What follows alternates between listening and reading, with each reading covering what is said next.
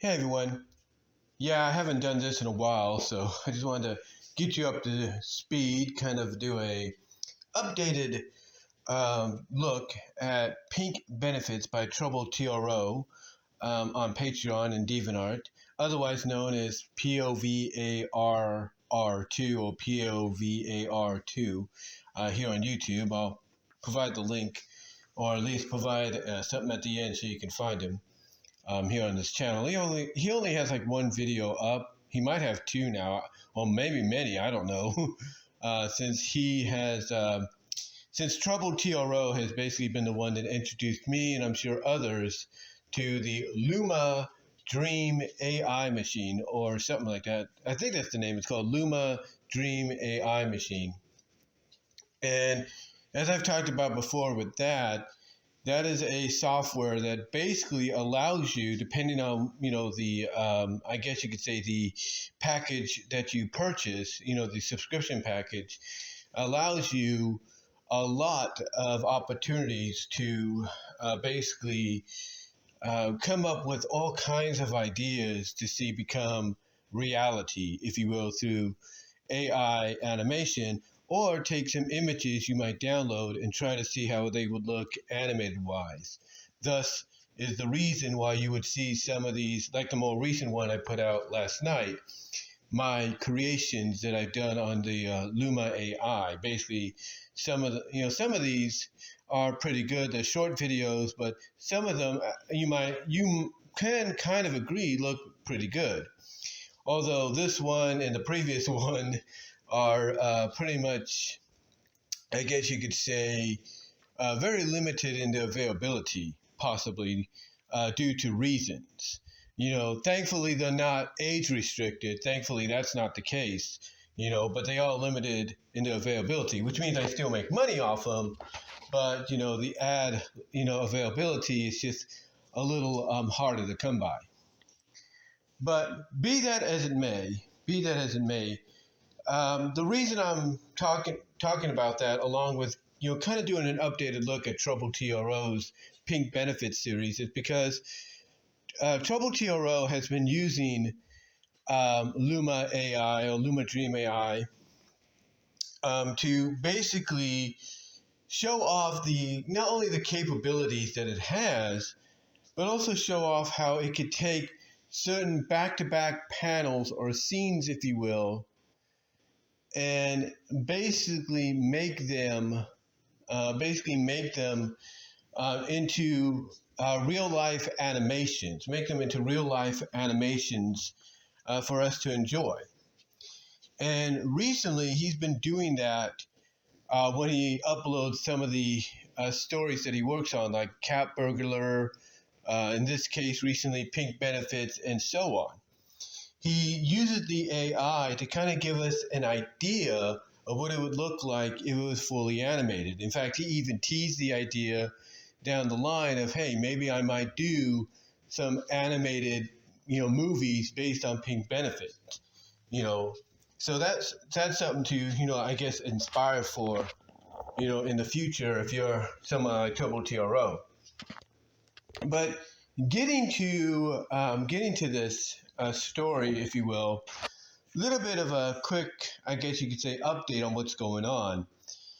Two of the characters are best friends, Betty and Emily, and somehow they gain the powers through some kind of, I guess you could say, alien technology or some kind of situation. They gain the powers to basically shapeshift into whoever and whatever they want to be.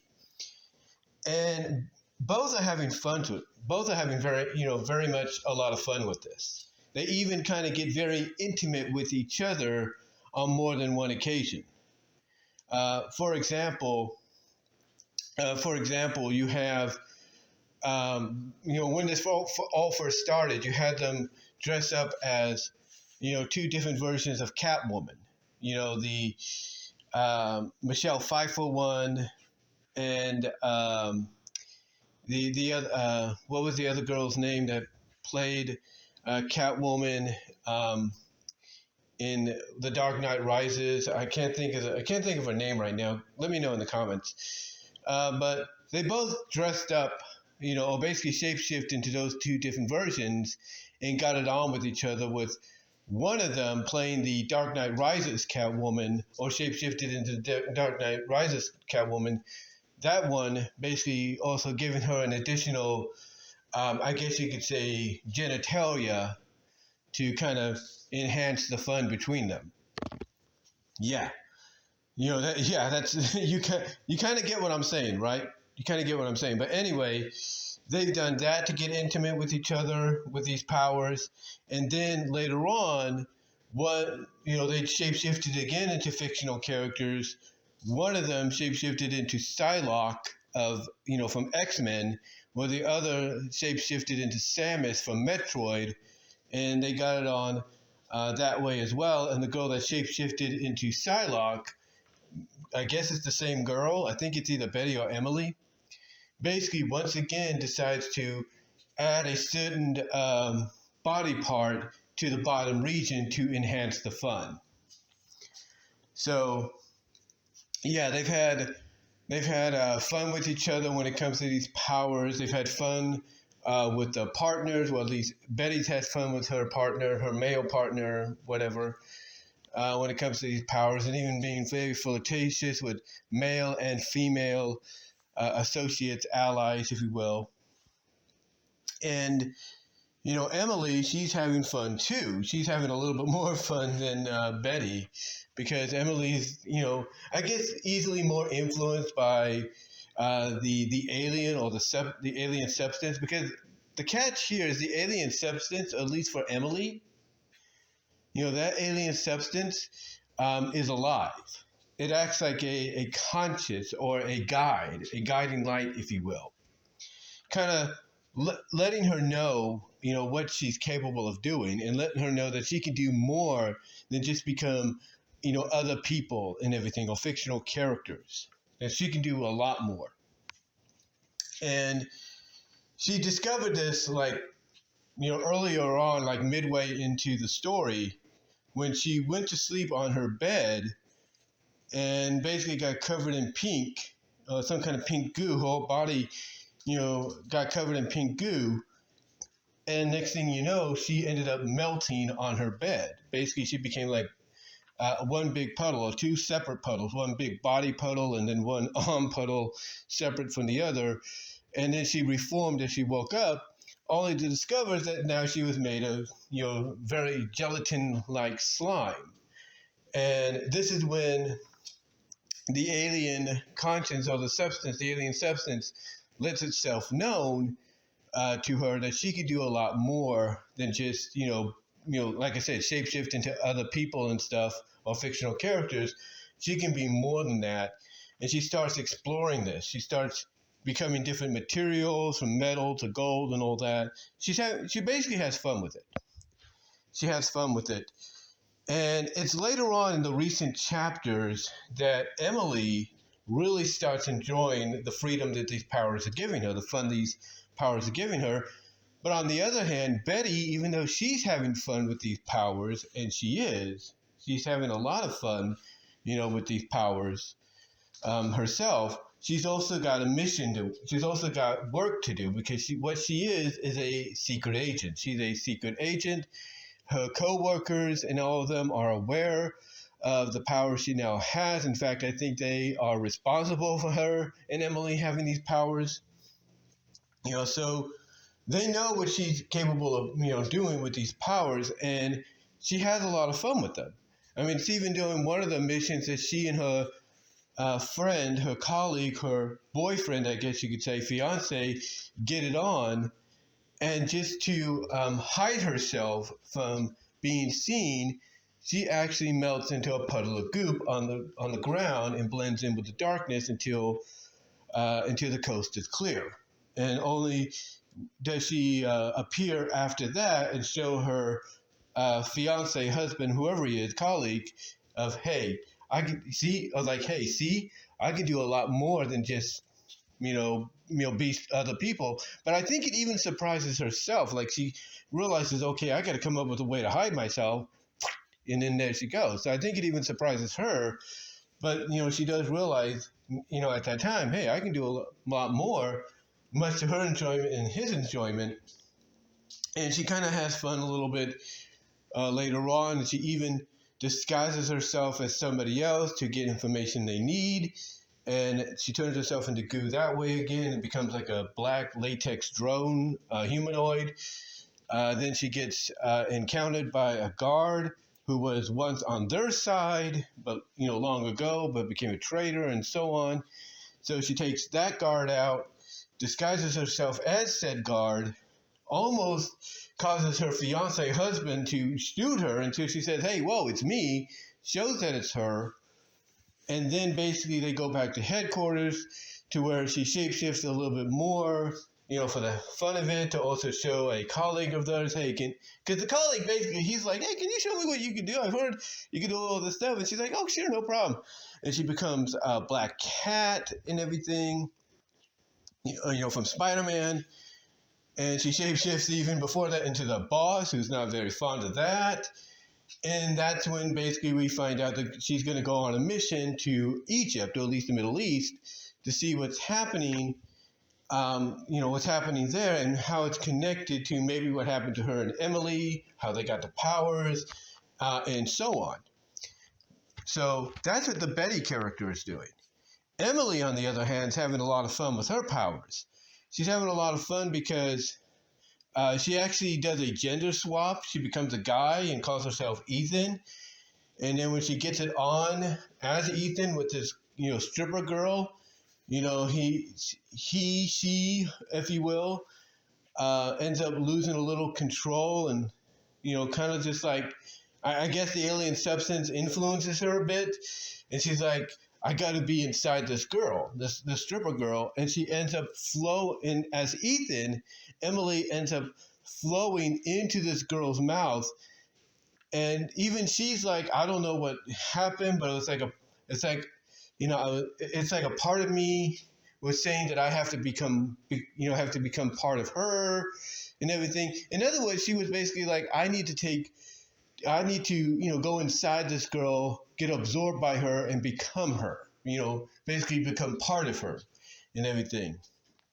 And that's what she does. She allows herself to flow into the stripper girl's mouth and take control of her body, become her, become part of her, become literally her, take over her job for a little bit. And then afterwards, she, after she kind of does the stripper girl's job and everything, posing as her, and finding out that, hey, this girl's, that when she does this, when she goes into somebody else's body, that it takes it over, that everything that's about that person becomes naturally to her. She just learns it instantly. After that, she goes back to the stripper girl's, I guess you could say, hotel room, and then flows out of her like a liquid, like a puddle of liquid, which she enjoys. She enjoys that. Then she basically rises up, become a faceless drone, but then shapeshifts back into human, and so on. And just moves and just heads home after that. Decides to have a little fun shapeshifting into different clothing, to wear as well as into different looks. She heads to a coffee shop or something like that to see who's there. Enjoys that, if you will. She enjoys doing that. Then she comes to realize that, hey, being a shapeshifter, needing clothes is not an issue anymore. Buying new clothes won't be an issue because, I could just, create them. And then the alien substance, excuse me, I thought I heard something, but the alien substance mentally then tells her, oh yeah, the other thing you can do now too is all you have to do is look at a piece of clothing like you're at a store, look at that piece of clothing, memorize it, and then you could just, materialize it, cause it to, appear on you. You could just materialize it with your own body mass now, as a part of you. You can just now add that to your clothing repertoire. So she goes to a dressing room, and this is the more recent one, to try this out, and she sees that what this alien being substance is telling her is true. Then not only can she change her appearance into somebody else, but she can also add in that clothing that she memorized by looking at it and, making it appear on her body, which she enjoys. But then, and now here's where we get up to date. Now, as much fun as she's having this, she looks in the mirror and she's like, as much fun as I'm having this, being human, just doesn't cut it anymore. Just being my human self or any human version of myself just doesn't cut it anymore. And she then she follows that up by saying, I need to be something else. I need to try to be something else entirely, something kinky. And she goes through and she starts thinking to herself, okay, I know I could change my body mass. She could change it to a different material, right? And she comes to realize, okay, I've been liquid, I've been slime, I've been metal, I've been this, but there's one I want to try. And the next material she turns into is spandex. That's right, it's spandex. But she doesn't just, turn her body, just her regular body, into spandex and everything. She decides to go all the way and become a faceless spandex drone. That's right, she becomes a faceless spandex drone. Face completely covered and everything, and my fingers just hit the phone and mic there. I do apologize. But she becomes a faceless spandex drone, which she likes, because she had been a drone before, and that's basically what she's realizing, I could be human anytime I want, but, sometimes I want to try to be something more adventurous, more kinky, if you will, as you put it. And not only does she become a spandex faceless drone, but she also realizes that now she wants to try something else because, she sees that, how she's turned out is great, which I cannot show here. I will not put an image of that here because I could get in trouble with YouTube. But she sees overall that she looks good. She looks great. But then she looks at her hand and it's like, now that, because she looks at, her transformation, it's all complete. But she's like, okay, now that that's out of the way, she's like, okay, now to see if what I'm planning, is going to work. And her hand starts to curl. And it starts to curl, and then that's how the story ends. It goes from being like 5 fingers or whatever, just like the 2 little fins, but it's like one is curling.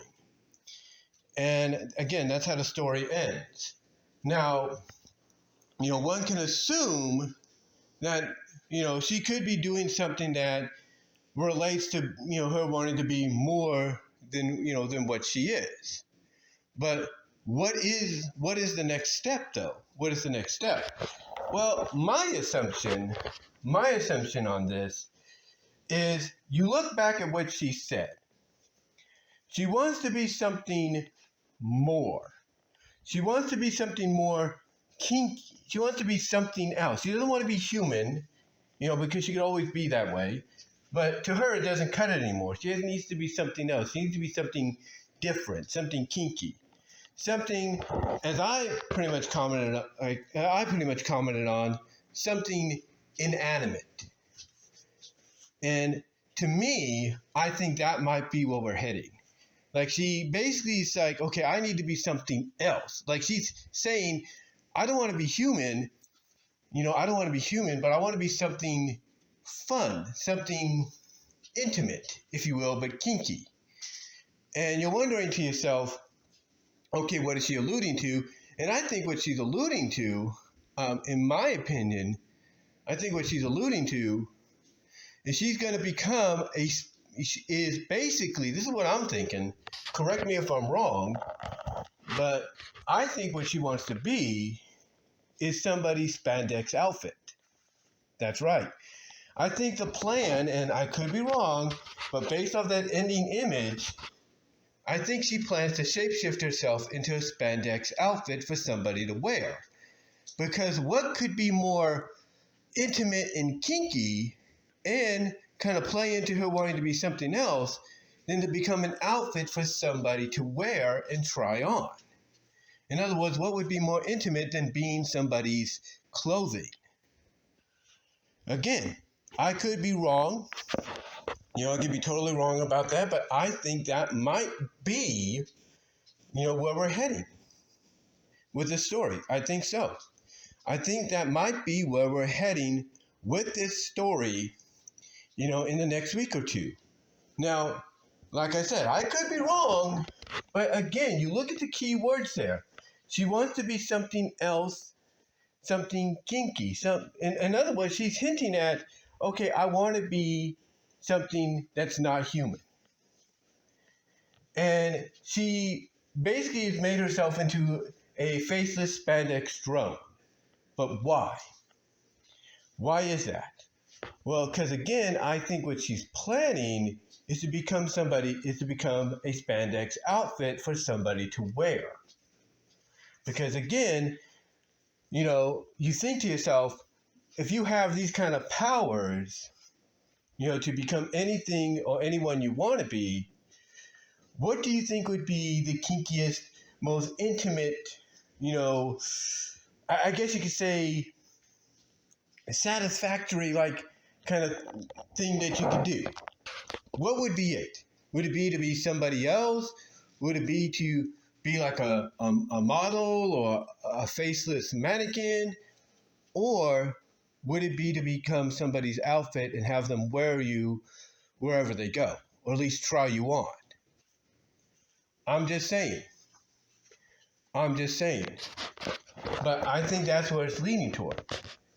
And if TroubleTRO is heading in that direction with this story, with this webcomic, then that is a unique kind of twist. Because again, we have seen this story to where they've become different people, different fictional characters. We've seen them both become puddles of liquid and enjoy it, And now we're seeing one of them, in this case Emily, who's embracing it more. We're seeing her getting ready to become something possibly inanimate. And to me, that would be awesome. Especially if down the line, we're planning to get her and Betty, intimate with each other again. It would be something interesting to see Emily show Betty the new tricks she's learned and have Betty wear her, for a while, just to really have that intimacy with each other. And I think that's why, in the next ones, if you will, that's what we're going to get. We're going to get Emily becoming maybe somebody's spandex clothing to be worn. And then as she's being worn, that's when I think they may cut over to the Betty portion of the story in the mission to, focus on what she's doing, how she's using her powers for that, and even have fun with them. While at the same time, while we're reading that, we can only imagine that on the other side of the world, Emily is just enjoying her time as somebody's clothing. Again, I could be wrong. I could be totally 100% wrong. But the way the ending is of that story, tells me everything. It tells me everything. It tells me that basically, Emily's going to try to become somebody's clothing, and she's going to spend time with it. Now, however long that time is going to be, again, depends on what happens afterwards. If we go to the Betty portion of the story, after she becomes somebody's clothing and they try her on, or numerous people try her on, women that is, then obviously we'll get our answer. Like if she becomes somebody's clothing and, she starts getting worn and worn, but then all of a sudden the next week we go to Betty, then that kind of tells you that, well, while we're, reading about Betty's escapades, Emily's escapades have her having her enjoying, being, people's, I guess you could say, object of desire, if you will. But again, we'll see. We'll see what they do. But I just wanted to give you guys a bit of an updated overview, updated look at what's going on with TroubleTRO's POVR or POVARR here on YouTube, Pink Benefit Story. Let me know what your guys' thoughts are. Comment below. I'd love to hear what you have to think about this. Where do you think this is heading next, if you will? Also, like the video, hit that bell for notifications, as well as subscribe to the channel. It would help me out immensely. Also, check out my Teespring store. Link is in the description for merchandise you can't get anywhere else.